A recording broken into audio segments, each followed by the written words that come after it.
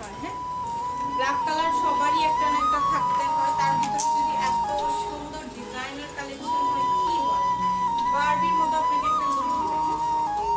বারবির মতো একটা লুক দিবে আপনাকে। হিজাবটা দেখেন,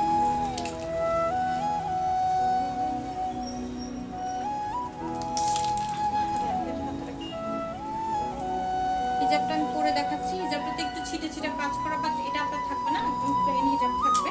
আচ্ছা, এটা প্রাইস তো বলাই হয়নি। এটার রেগুলার প্রাইস হলো আমাদের 4500 টাকা।